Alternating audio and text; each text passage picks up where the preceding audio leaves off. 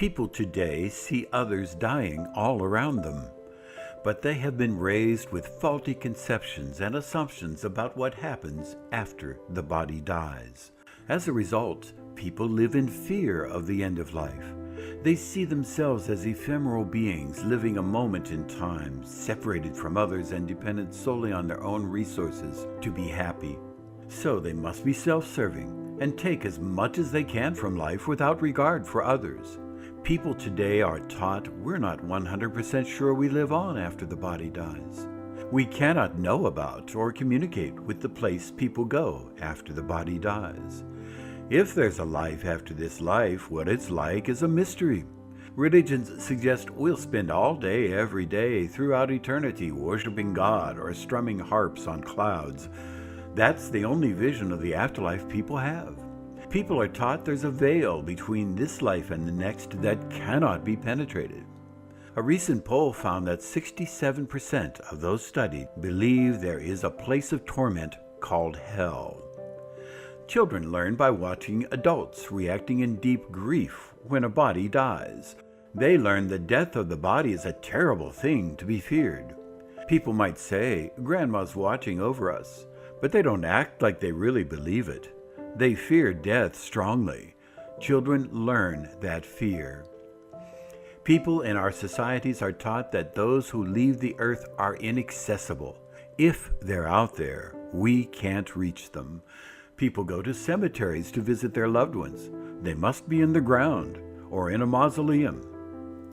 People believe we must have a medium to contact people in the life after this life, and only then we may have contact during 1 or 2 brief 60-minute sessions with a medium. Ordinary people cannot contact loved ones living in the next life. These teachings are primitive and superstitious. Today we are technologically advanced, but in our understanding of death and the afterlife, we are living in the Stone Age. We who are immersed in the study of the life after this life know that those mistaken beliefs are not true. They are primitive beliefs that come from ignorance. Since we now know the truth without doubt, we can say with certainty, we know we live on after the body dies. We're 100% sure. What life in the next life is like is not a mystery. We know in great detail what life is like there. And we know for sure we don't worship God all day or sit on clouds strumming harps.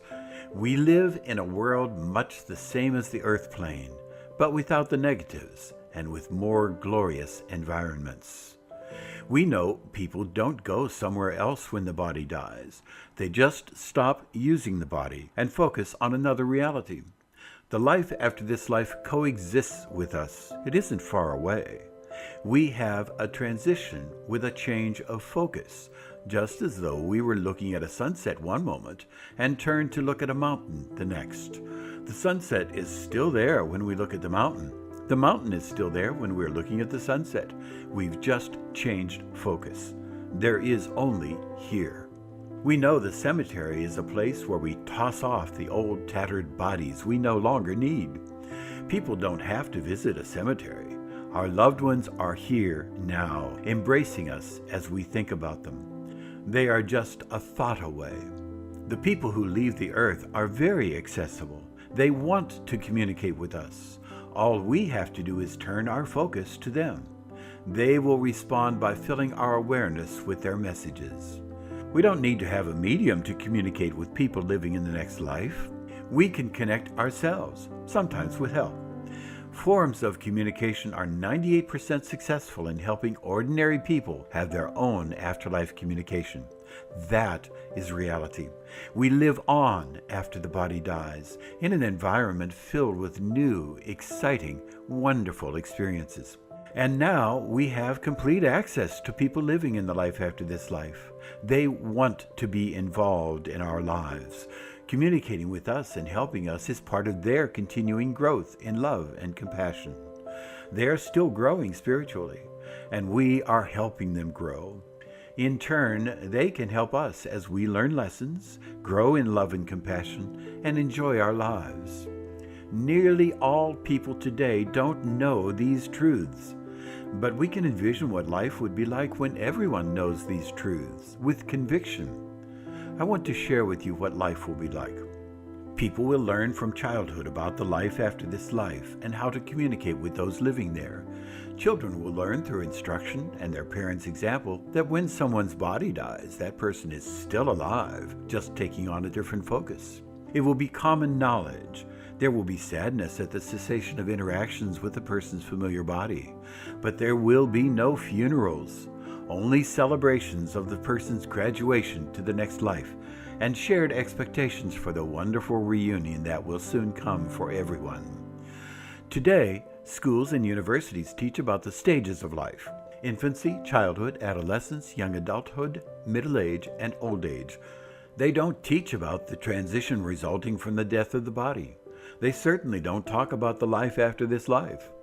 When death of the body and the change of focus to the next life are accepted as just another stage of life, schools and universities will openly teach about it.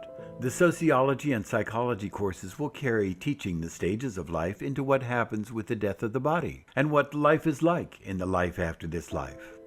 Families will openly talk about the end of this life and the life in the next life. Everyone will take it for granted that the family will be together after all come to the end of this life. The media will have truthful, realistic portrayals of the next life as part of the environment for dramas. The audience will accept all of it as true, just as they accept that young people graduate from college in festive ceremonies.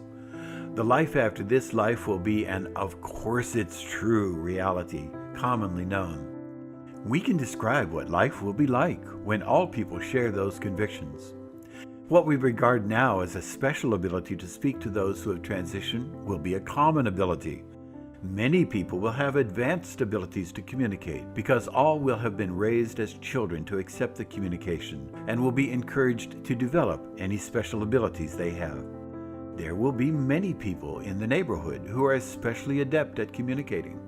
They will help others to learn how to connect themselves.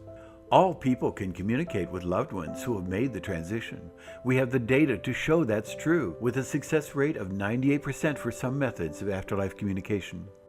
When communication becomes a common fact of daily life, everyone will be raised to experience uplifting afterlife communications with people living in the next life, with messages, extended dialogues, and senses of being touched, embraced, and kissed. People with unique medium abilities will have their abilities nurtured from a young age, so they will become even more capable. Family members will be known for the clarity of their connections and consulted by other family members openly. When all people know these truths, our daily lives will change. It will be common for someone to come into the office and, before the meeting starts, remark, "I had a conversation with Dad last night. He congratulated us on what we've done with the company since his transition." Everyone responds to his dad Simon in spirit. They'll say, "Thanks, Simon, for the vote of confidence," knowing Simon is in the room unseen at that moment. It will not be unusual or unacceptable when someone describes having conversations with people in the next life, even during such meetings. Others will listen attentively and expectantly. People from the life after this life will be invited to events. When events such as birthdays, anniversaries, weddings, and baby showers happen, people now attend them to enjoy each other's company and experience the joy of being together. When all people know the reality of the life after this life, the people at the gatherings will refer to the loved ones living in the next life who are there, even to leaving chairs for them.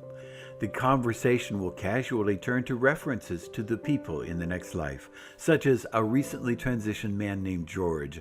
At a wedding reception, someone says, "George, I always remember the way you loved wedding cake. I'm sure you're having your fill of it now." Someone in the party remarks, "I just got a message from George. He says I get the cake, but now I don't have to scrape off the frosting." Everyone laughs. "Yes, I got that message from him too." Acknowledgement of the presence of the person living in the next life will be common in gatherings. Schools and community colleges will have courses in how to improve your afterlife communication skills. During classes, a student might share a message from someone in the next life, a guide, or even a renowned author or scientist in the life after this life. Some people may have a rudimentary knowledge of how to communicate with people other than their own family. So when someone describes what a person in spirit now says, others will validate it, or will say they're not getting the same message. The ability to communicate successfully will be so common that people can help those who are off track to improve their senses of communication. The old-time religions will be replaced by gatherings where people share what they have been learning from those in the next plane of life and involve those people in the discussions. There will be no liturgies, just singing, lively discussions, and an abundance of love among the participants, seen and unseen. There will be no talk of judgment or condemnation in this life or the next, just sharing the wonderful truths about the life after this life. There will be casual comments about the reunions that will happen when people transition to the next life, such as, "I'm looking forward to talking with Mom about what happened to her when she was a child."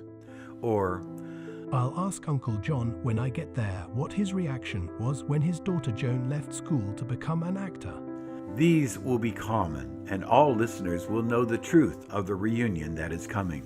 Humankind's evolution toward becoming loving and compassionate will accelerate because of the counsel all people receive from guides and loved ones. Our scientists will be given insights to make discoveries to make people's lives more enjoyable and comfortable. Monsignor Hugh Benson, speaking from the next life through the medium Anthony Borgia, said, "Neither was it intended that the two worlds, ours and yours, should be as they are now, so far apart in thought and contact. The day will assuredly come when our two worlds will be closely interrelated, when communication between the two will be a commonplace of life, and then the great wealth of resources of the spirit world will be open to the earth world to draw upon for the benefit of the whole human race." Humankind will become more loving, compassionate, and tolerant. As masses of people commonly have afterlife communications, all of humanity will realize we are spiritual beings on earth to grow in love and compassion. People will be more concerned about others' needs than their own. We will live in a heaven on earth. Seem impossible? It's only that the horizon where that life on earth exists is a long way away, but we can see that horizon, and eventually humanity will travel to it.